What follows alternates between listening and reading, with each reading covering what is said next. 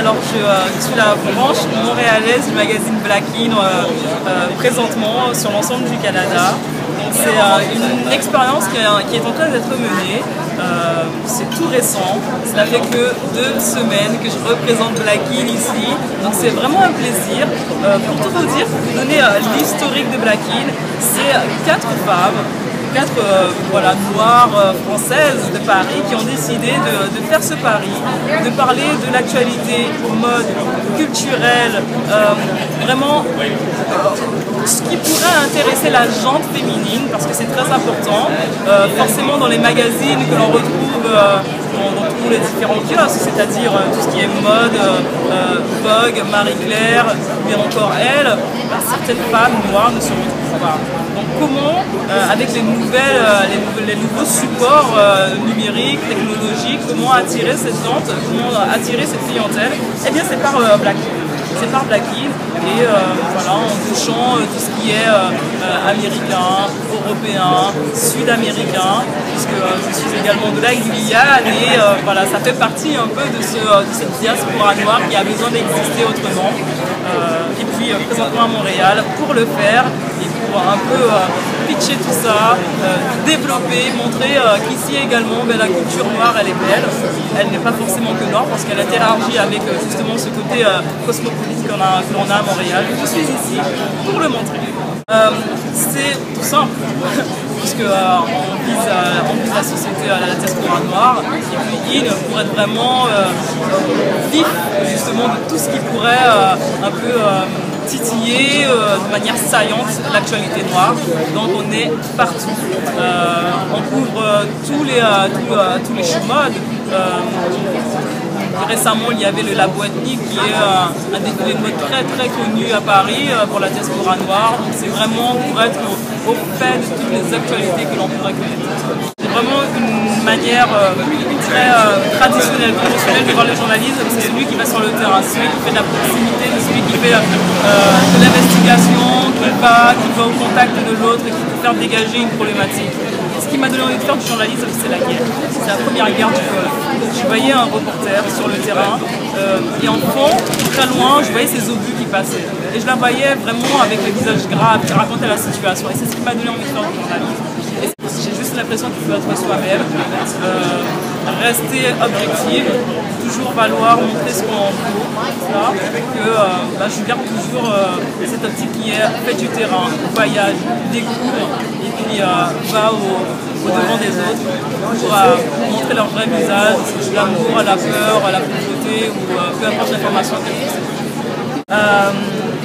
Pour tout vous dire, la Guyane est quand même un pays assez cosmopolite.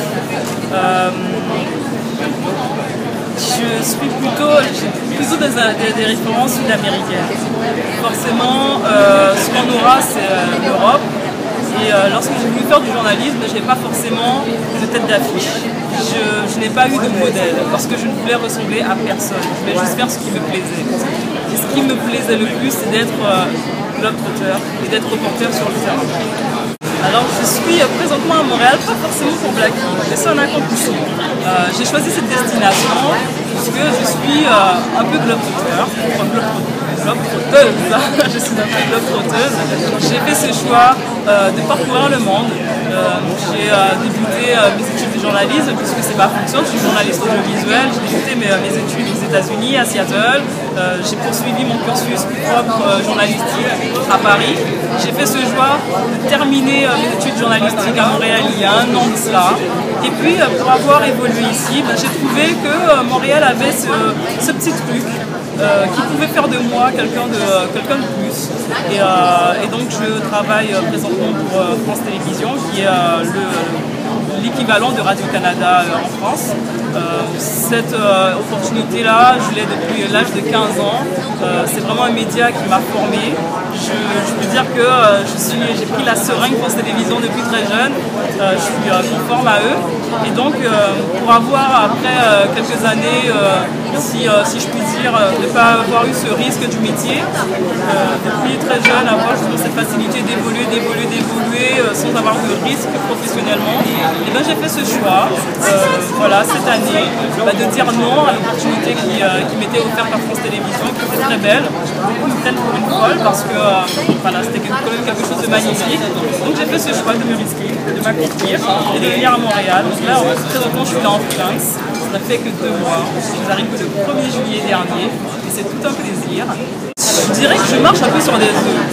Parce qu'étant donné que j'ai une formation très européenne, moi je suis d'ici avec vraiment, je constate un choc des cultures. Parce que c'est pas la même manière d'aborder le journalisme. Quand je suis arrivée ici, on m'a parlé tout de suite de crédit. On m'a dit tu dois te faire remarquer, tu dois être partout. Et moi dans ma tête, je me suis dit quoi, on va me demander de marcher tout dans la rue pour que je puisse être quelqu'un et travailler et manger.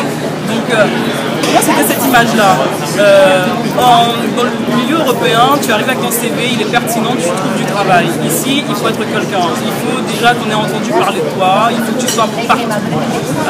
Donc c'est pas la même manière d'aborder le journalisme. Voilà, donc s'il faut retourner à la case départ avec des stages, avec des postes de recherchiste, ben, je le ferai. Et puis je laisserai un peu ma pertinence de journaliste d'investigation derrière moi. Oui, à Faucon Live, ben, écoutez, je vous dirais, venez un peu sur, sur les réseaux concurrents qui est Black-in. Et puis c'est un plaisir de découvrir aussi les frères, les confrères qui font la même chose, le même travail, mais avec des horizons divers et puis pour un public différent. Donc à bientôt à Faucon Live et puis je serai une de vos lectrices.